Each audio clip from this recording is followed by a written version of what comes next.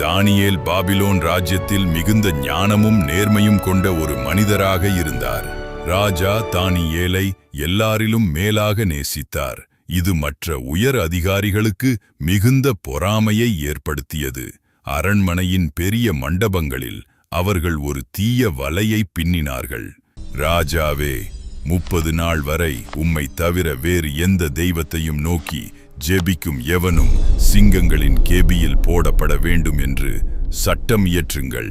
புதிய சட்டம் வந்த போதும் தானியேல் தன் அறைக்குச் சென்று வழக்கம் போலவே தன் தேவனை நோக்கி ஜெபித்தார். பொல்லாத அதிகாரிகள் அவர் ஜெபிப்பதை கண்டுபிடித்து உடனே ராஜாவிடம் குற்றம் சாட்டினார்கள். என்னால் சட்டத்தை மாற்ற முடியாது. நீ இடைவிடாமல் ஆராதிக்கும் உன் தேவன் உன்னை தப்புவிப்பாராக.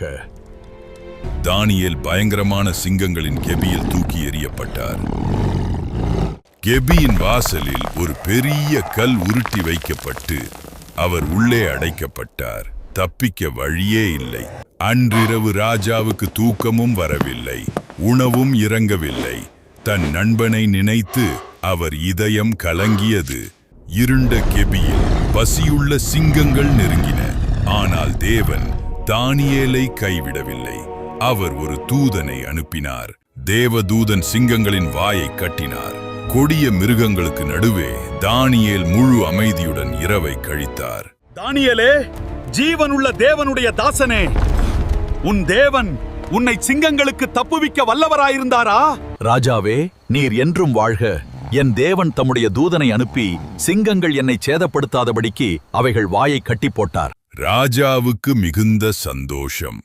தேவனை விசுவாசித்தபடியால் தானியேலின் உடலில் ஒரு சிறு காயம் கூட இல்லாமல் வெளியே எடுக்கப்பட்டார்.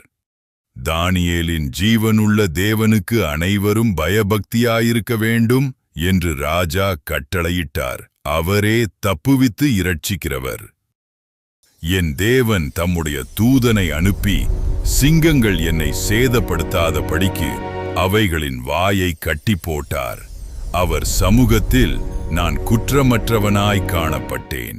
தானியேல் 6:22. தேவன் நமக்கு உணர்த்துவது என்ன? நிலைமை எவ்வளவு பயங்கரமாக இருந்தாலும் நாம் தேவனுக்கு உண்மையாக இருந்து அவரை முழுமையாக நம்பினால் அவர் நம்மை பாதுகாத்து விடுவிப்பார். உண்மையான விசுவாசம் பயத்தை வெல்லும். ஒரு சிறிய ஜெபம். அன்பான தேவனே, எங்கள் விசுவாசத்தில் உறுதியாக நிற்க தானியேலின் தைரியத்தை எங்களுக்கு தாரும்.